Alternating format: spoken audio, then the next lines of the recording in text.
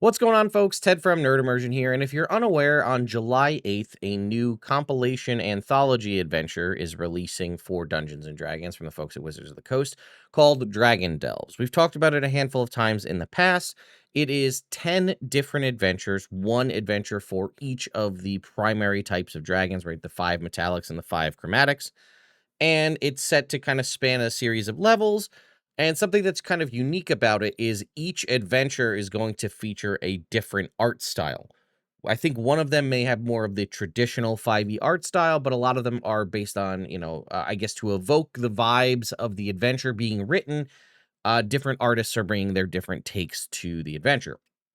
I think this is definitely an interesting choice. I think this could go, it could go either way. People may love the concept of unique art styles in the book. People may hate it because they just want consistency. But either way, a D&D Beyond article released showcasing some of the different art styles. So I thought we could take a look at it and kind of read that article, see what's up, as well as another article rather saying that it seems there may be solo adventures in this as well, which I don't think they've really announced ahead of time. So let's go ahead and take a look at these articles. Before I do that, though, if you like what I do here, consider subscribing to the channel. Small little click for you, and it helps a bunch for me. All right, here we go. How Dragon Delves brings dragons to life through daring new art styles.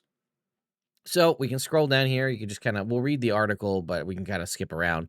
Here's what looks to be the white dragon art style.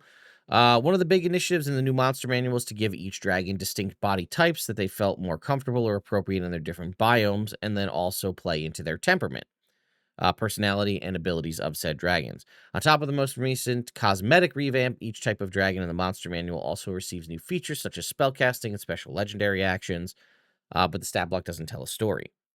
So, we're going to move on to, and here's the Black Dragon art style here. It says each adventure in Dragon Delves revolves around a different type of dragon, and the art direction is tailored to reflect each dragon's personality and the mood of the adventure. We wanted to try putting our foot out there in some styles we've never really done for D&D or haven't done in a long time. For instance, in the Baker's Doesn't adventure, you'll venture through a whimsical, lighthearted story that features a gold dragon wormling in the bright color and unique style of Andrew Kolb. In contrast, the Black Dragon adventure, Before the Storm, plunges you into a gritty setting depicted in an inked style reminiscent of the art from AD&D brought to life by Matt Sticker. That's a distinct difference, Josh mentioned, from tons of color, hypersaturated, cutesy kind of vibes to almost old school D&D. Here's again another art style here with this sort of neon vibes. You'll find this is for the Whom the Void Calls adventure. You'll find pieces that completely subvert the typical fantasy tone of D&D. Known for her surreal psychedelic compositions, Justine Jones uses her signature style in neon colors to reflect the strange and alien nature of the astral plane's influence on the dragon's underground lair in this adventure. Meanwhile, Shivering Death, illustrated by Ed Kwong, features a white dragon in a storybook art style. That's the one we saw up above. Then we have this one with this sort of green, almost looks like it might be a Dracolich one here.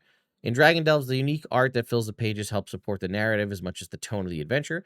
Dominic Mayer's work in the Death at Sunset adventure is a prime example of this storytelling in motion. Rather than creating multiple standalone images, Mayer pitched a single tapestry-like illustration that spans the plot of the adventure. He came back to us with a sketch and was like, what about this idea where it's one really big piece? The result is a striking cinematic sequence that spreads throughout the adventure. The green dragon's long serpentine form twists across the art like a snake coiling through trees, reinforcing its sinister, scheming nature. And then check out the cartography. This image right here of the map is actually what made me want to make this specific video. The cartography in Dragon Delves takes on storytelling role of its own. 7 cartographers contributed to the project, each chosen to align with the distinct vibe of their adventure. The map has to do an equal amount, if not more, lift for the vibe and tone of the adventure of what the adventure is, because that's most likely art that players will see. Yeah, because technically, right, the players don't have to see the other art. You can obviously showcase it to them, but something that the players will often interact with is going to be the map, right? Whether you print this out or it's on a virtual tabletop. This practice is on full display in the Before the Storm adventure, where Jared Blando's maps adopt a darker, moodier fantasy style. The coastal caverns and storm-battered cliffs feel foreboding, a perfect match for the sinister black dragon that haunts the chapter. Again, obviously, we can see that here. It says, in addition to being a collection of 10 draconic adventures, Dragon Delves is also a visual journey told through the unique visions of 10 unforgettable artists. This was an experiment, Josh said. We wanted to give players and DMs something different and a little bit of what they already know. Ready to embark on your own draconic journey with the Dragon Delves Ultimate Bundle? You'll receive digital and physical copy of the book, the exclusive Ancient Gold Dragon digital dice set, and the Dragon Layers digital map pack, complete with 5 breathtaking maps and 10 dragon-themed stickers. It will be available for digital access, early access for on June 24th for Master Tier subscribers and July 1st for Hero Tier subscribers. And then the next article here is Explore a Fairy Tale Forest in Dragon Delves Baker's Dozen adventure. We already just heard about this one. It does contain minor spoilers for the Baker's Dozen adventure, so click away if you don't want to hear about it. But it says investigate a mystery involving a confectionery, I guess.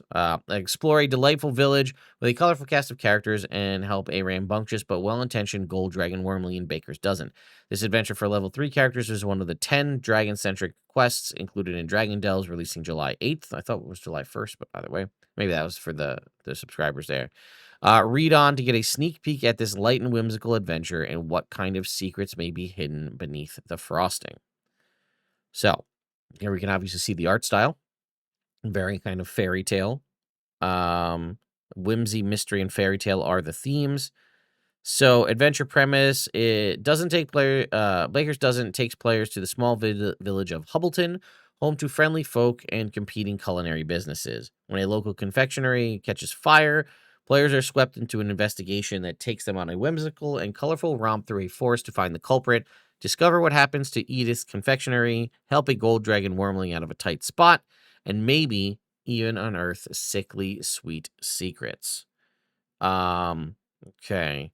So this is a little bit more about the adventure. I just wanted to see, because somewhere, yeah, okay, here it is. So, right, here's the art style.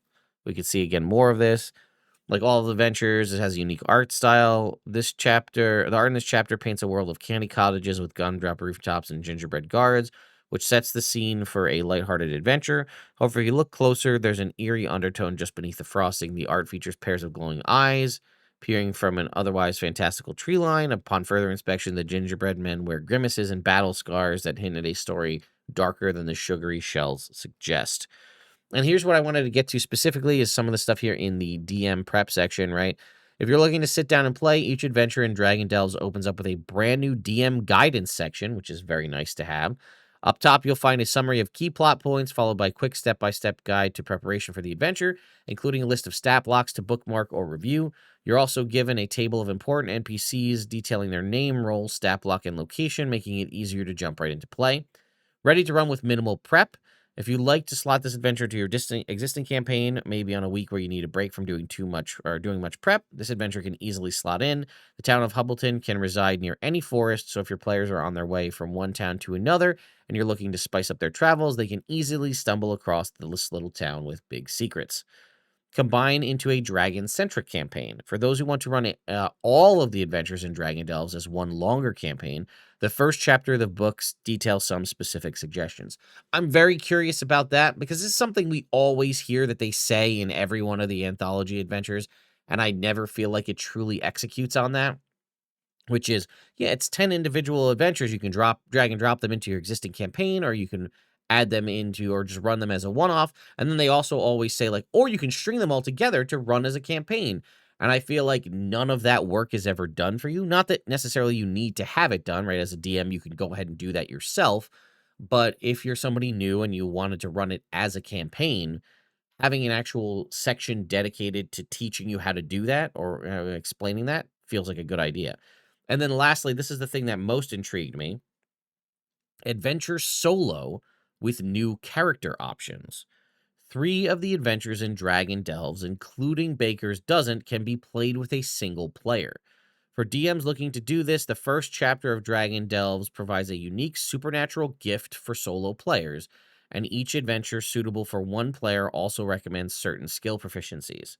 So it says solo, meaning I think that you're playing by yourself, not like a DM and a single player. Because the way it reads, it could be read either way, where it's a DM playing for one player. But I believe that this is designed that, like, I could take the book and run the adventure for myself. If that's the case, we will absolutely take the time over the course after this book comes out to run those 3 solo adventures, or I'll play through them. We'll maybe make up a character on a live stream, and then we'll live stream me playing through it. I think that could be fun. Gold dragons, benevolent, majestic, and not without a sense of humor. Gold dragons are the most powerful of the metallic dragons, able to weaken, incinerate, and outright banish their enemies. A gold dragon's natural disposition is kind, with a sincere desire to better the world. Like any dragon, a gold dragon won't shy away from combat when it's necessary, but they prefer to focus their violence in defense of the virtuous. They are idealistic, curious, wise, generally friendly, and often inclined to shapeshift so as to pass unnoticed among common people. In Baker's Dozen, players have the opportunity to meet and befriend Brioche Bane. Oh, come on. A gold dragon wormling that has found itself in some trouble. Like many young and intelligent creatures, Brioche Bane is a little brash and rambunctious, well-intentioned but misguided, and now it needs the player's help finding its way out of its current predicament. Players may have fought dragons before, but Baker's Dozen gives them the rare opportunity to befriend and rescue one. And it goes on to say that, it'll be available June 24th for Master Tier, and then July 1st for Hero Tier, and obviously July 8th for the general public. So there you go, folks. That's a little more insight into what's going on with Dragon Delves, the upcoming Dragon Anthology adventure.